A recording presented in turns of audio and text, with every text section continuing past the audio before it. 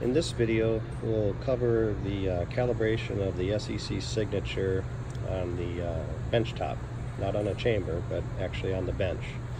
So for this, we'll use calibration gas cylinders. First, we'll zero the sensor with clean air, and then we'll span the sensor with the equivalent of 500 milligrams per liter ethylene oxide, which is 70% by volume ethylene balanced nitrogen. We'll use this flow regulator to attach to the cylinder and then to the calibration adapter once it's screwed into the SEC signature. We'll have to have a current meter hooked up to the output of the sensor, the blue wire, and you will also need a PC running the WinPC Link software. So the first step is to first of all remove the sensor from the chamber and then remove the hydrophobic filters from the sensor. And once you remove the filters, you can inspect the sensor, how dirty it is, and if it needs to be cleaned. We have a different video on the website to actually show you how to clean it, so we're just focusing on the calibration. So we'd like to have the sensor powered up for about 1 hour before doing any calibration, and after you remove the filters, you would attach the calibration adapter to the sensor.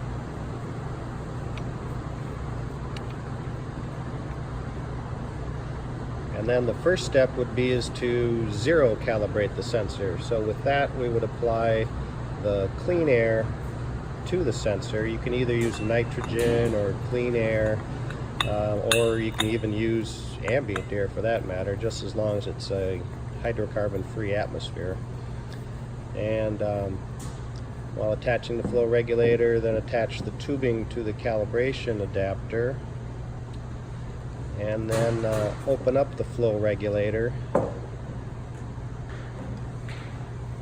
And typically we flow it for approximately 1 minute to flush out and dry out any alcohol cleaning solution or any moisture that might be in the sensor.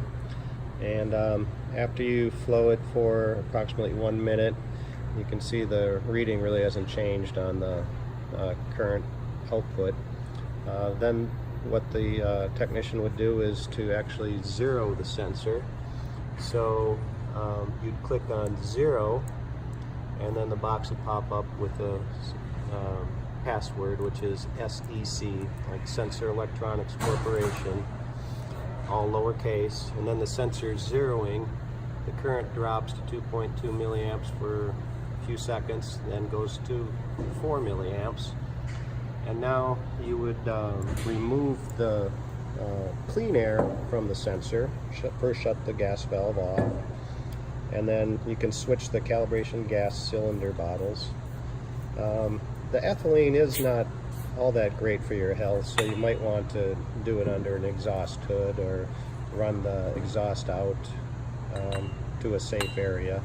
There is an exhaust port on the sensor here.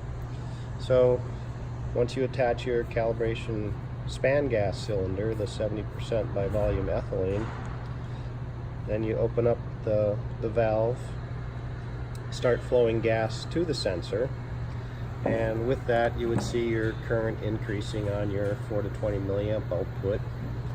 And once this reading stabilizes, you would then go to the WinPC Link software and span the sensor. So usually it takes, roughly a minute, perhaps a little longer, to actually get a stable reading. So right now it's reading 12.04, fairly steady. So now we would actually span the sensor. So then you go to the span button on the software, click on it, it asks you again for the SEC password, and click OK. And then what happens is that the current meter goes down to 2 milliamps for a few seconds, and then adjusts back up to the 12 milliamp value. Again, it's stable, so now what you can do is you can just remove the calibration gas, shut the gas valve off, and then remove it.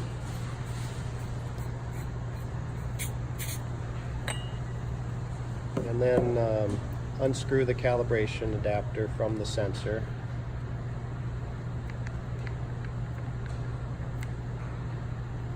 And then at this point you would typically replace the filters.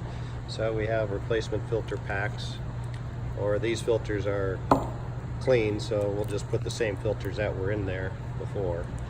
So you can just put these right in. Yep. Oh, this one? Yeah. Oh, So what the filters go in, the white one first,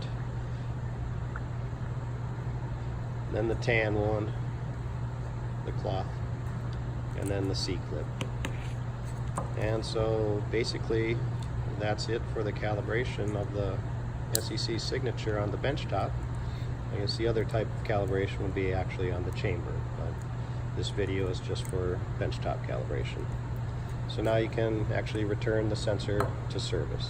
And that's the end of the video.